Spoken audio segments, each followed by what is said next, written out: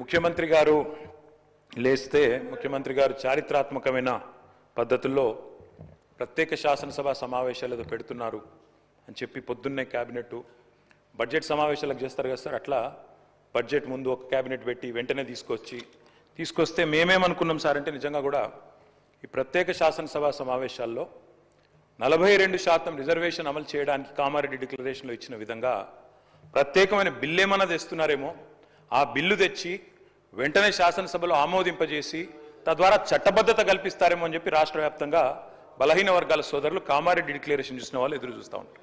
కానీ ముఖ్యమంత్రి గారు ఏం చేస్తున్నారు సార్, ఇక్కడ లేచి ఓ 4 పేర్లు చదివి, అధ్యక్ష మీ ప్రభుత్వం మీద ప్రజలకు నమ్మకం లేదు. ఎందుకంటే రేవంత్ రెడ్డి గారు మీరే చెప్పినారు, సమగ్ర కుటుంబ సర్వే జరిగినప్పుడు తమరిచ్చిన ఉపన్యాసమే మొత్తం యూట్యూబ్లో ఉంది, అన్ని టీవీలలో ఉంది. ఏమన్నారు సార్ ఆ రోజు?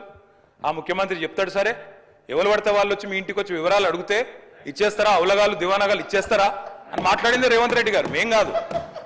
మీరు చెప్పిన మాటలనే ఎన్యూమరేటర్లకు చూపెట్టి చెప్పినారు, మేము ఇయ్యము మీకు వివరాలు, 57 రకాల వివరాలు అడుగుతున్నారు, ఎట్లిస్తాము మీరే అన్నారు ఆనాడు, ఎవరు పడితే వాళ్ళకి ఇచ్చేస్తామా వివరాలు అని మాట్లాడింది. అదే చూపెట్టి అడిగింది. అధ్యక్ష వాస్తవం ఏంటంటే అధ్యక్ష, సమగ్ర కుటుంబ సర్వే 2014లో జరిగింది. శాంతికుమారి గారు ఉన్నారు, రామకృష్ణారావు గారు ఉన్నారు, సందీప్ కుమార్ సుల్తానియా గారు ఉన్నారు. అప్పుడు ఇదే అధికారులు అధ్యక్ష, అప్పుడెవరు వేరే లేరు. సమగ్ర కుటుంబ survey, I'm saying this on record, I worked as a minister for 9.5 years. Yes, చేసింది మొత్తం ప్రభుత్వ అధికారులే, చేపించింది ప్రభుత్వమే.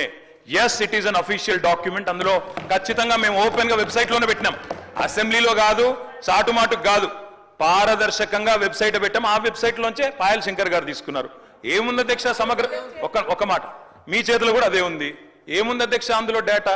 తేడా ఏంటంటే కేసీఆర్ గారి ప్రభుత్వానికి కాంగ్రెస్ ప్రభుత్వానికి అధ్యక్ష, సమగ్ర కుటుంబ సర్వేలో పాల్గొన్న కుటుంబాల సంఖ్య 1,03,00,000 కుటుంబాల అధ్యక్ష, 1,03,95,000.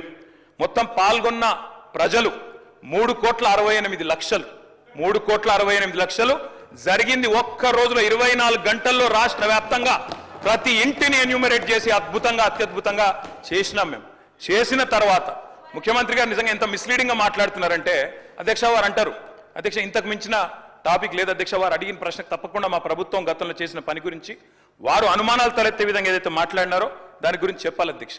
వారు అంటారు అధ్యక్ష బీసీల సంఖ్య అందులో ఎంత అని. ఎస్, ఆనాడు బీసీల సంఖ్య సమగ్ర కుటుంబ సర్వే ప్రకారం 1,85,61,856, 51%.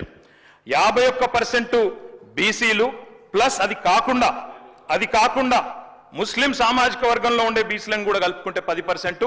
మొత్తం ఆనాడు సమగ్ర కుటుంబ సర్వే ప్రకారం రాష్ట్రంలో బీసీల సంఖ్య 61%.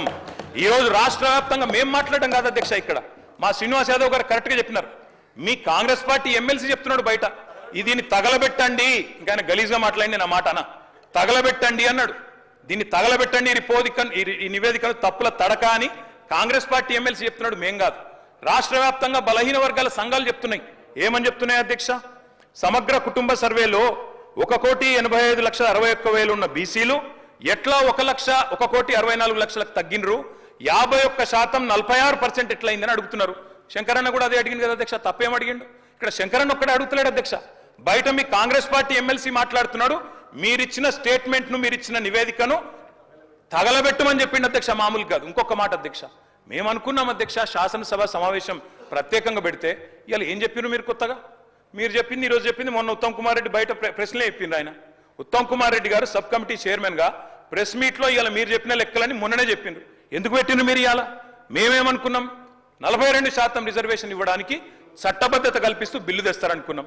లేదా మీరు చెప్పినట్టు 56% బీసీలు ఉంటే ఆ 56% బీసీలకు బీసీ సప్లాన్ తెస్తారేమో అనుకున్నాం.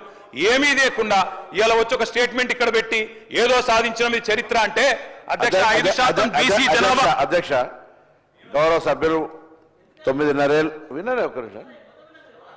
అరే వినగాదనే వినగా చెప్పినాక బ్రో,